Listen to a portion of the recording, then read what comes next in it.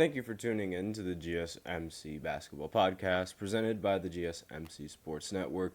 I am your host, Nelson, and if you guys notice, for those of you on the audio section, you guys probably won't notice, but for all of you guys that are on the YouTube platform, I am doing this at a completely different time than what I normally would do this, and this is because I have, unfortunately, in some cases, unfortunate because, I can't really do the show live anymore at this time.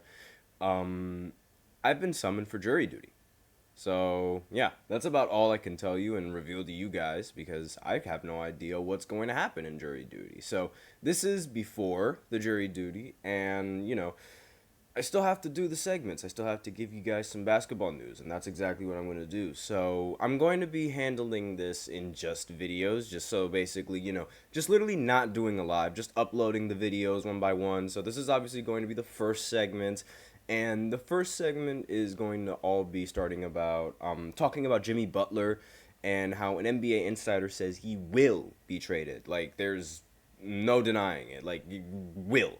And then in the second segment, so in the second video that I'm going to upload, I'm going to talk about where Paul George could end up going since the 76ers don't really seem to be like a team that's interested in him.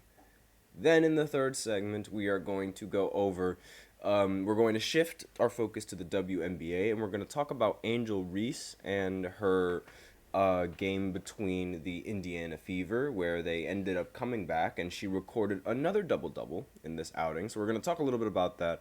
And then in the fourth segment, we're going to talk about Austin Reeves and his opinions on J.J. Redick and how he feels that J.J. is going to be a good coach. We also have a special fifth segment at the end that we like to reveal, so just be sure to stay tuned for that. Before I begin, I'd like to remind everybody to please use the link in the description to get your comments recognized, or the link displayed below the ticker on every single show segment. That is GSMCpodcast.net. Really makes the show much more interactive between myself and you guys. Once again, the link is GSMCpodcast.net. And with that out of the way, we could go right ahead and talk about this what this NBA insider had to say about Jimmy Butler. And this insider did not mince words. He or she, however, I have no idea who the insider is. I'm just looking at this article real quick. They claim Jimmy Butler will be traded. Not no ifs, not no ands, not no buts. He will be traded. Like, clear cut, without a doubt, we are going to see a Jimmy Butler trade this offseason, which is honestly pretty surprising to me because I wouldn't really think that the Miami Heat would be so willing to give up such a key piece to their offense and such an important piece to how this franchise has been relevant in the postseason. I mean, I'm not a big fan of playoff Jimmy Butler, but the NBA media is. And, every single playoffs, it's like, what will playoff Jimmy do? What will playoff Jimmy do? What will playoff Jimmy do? Every single time. So I'm honestly very surprised that Miami didn't bother trying to, or it doesn't seem like, at least according to this insider, that Miami isn't even going to try to put up a fight and they'd want to trade Jimmy Butler. Now, Jimmy Butler, according to this report I'm reading, Jimmy Butler has one goal in mind. He wants to win an NBA championship. He's played for 4 different franchises, from the Bulls, Minnesota, 76ers, and most recently the Heat.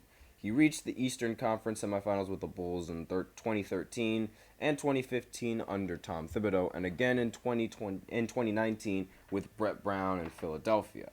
And he wouldn't get his first taste in the finals until 2020 with the Miami Heat.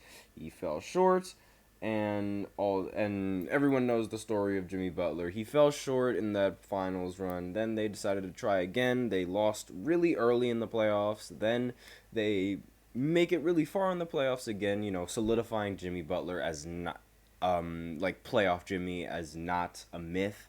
At least according to the NBA media, and they just kept going like really far into the postseason when nobody really has any kind of expectations for them. And Jimmy Butler, the trade rumors have been heating up since the summer. Since Butler is practically entering the final year of his contract, he has a player option for $52 million in 2025, it would make sense for the Heat to get something of value in return for the five-time All-NBA talent instead of risking to lose him in free agency. Yet, many others find it difficult to accept the idea that Butler would no longer be a featured role within the Heat culture. But, okay, Howard Beck, that's the NBA insider who guarantees that Jimmy Butler is going to get traded. And honestly, that's a very, very bold statement to say because, I mean, that's Jimmy Butler. And this honestly, this opens the table up for, well, not really the table, but this opens the free agency possibilities. Like, we could see Jimmy on 76ers again. I can't believe I had to think about that for a minute, but we could see Jimmy Butler on the 76ers again. Like, it is totally plausible that we see that happen. I mean, this is the perfect opportunity. The Sixers, they don't seem to be interested in Paul George. They don't seem to be interested in Zach LaVine. Maybe Jimmy Butler is the guy that they're interested in. Maybe they foresaw this. I have no idea, like, why Miami is, like, willing to trade him. I mean, I understand that he's getting old, and I understand that, that it's going to be a lot of money that he's going to get paid, like, in 1 year with his player option. And there's also the thought that he wouldn't want to, that he'd want to leave in free agency, so then you just get absolutely no value from him, so you could trade and then get some value from him. But also, at the same time, I feel like trading away such an important piece to your offense and, the key player to your franchise I feel like that's a little bit much. I don't know. That might just be me, but, maybe it's a risk that Miami is willing to take. They've come super close to winning with Jimmy Butler, yet they always seem to fail. And maybe now they're just, sick of it. Who knows? I mean, Jimmy Butler, he's been a fantastic player. I think his playoff performance is a little bit overrated, but, as a player and as a person, I think he's fantastic. And I mean, while I don't think his playoff persona, playoff Jimmy, while I do think it is a myth, I'm not going to say that there aren't certain instances where he doesn't perform in high leverage games, because he most definitely does. There's no doubt in my mind that he can perform in a high leverage game, like, without a doubt. But there's also, like, you have to understand that it's just, like, I mean, the most of the time, whenever the lights get brighter, Jimmy just underperforms. That might be because of how the Miami Heat are as a team. I mean, people have little expectations from them for a reason, because, like, they're very scrappy and they're very tough, and they surprise you, and they usually don't win a series unless they're heavy underdogs when they have nothing to lose. And Jimmy, like I said before, he turns 35 before the next NBA season starts, and he does have a lot of wear and tear on his knees from the 5 years playing 36 minutes per game under Coach Thibs and averaging 33 minutes per game since arriving in Miami. So, while Butler's toughness will never be questioned, the one aspect he cannot control is his durability, and the Heat may be ready to focus all their attention on finding the next superstar to pair with Bam Adebayo. Now, that's obviously just not good news coming in from Jimmy, like, for Jimmy, considering, like, they think he's very disposable. And it is a very legitimate concern because, I mean, Jimmy Butler he's not getting any younger, and his knees are also declining. And it's like, all the usefulness that they had from him before, it doesn't seem like they're going to get out of him now.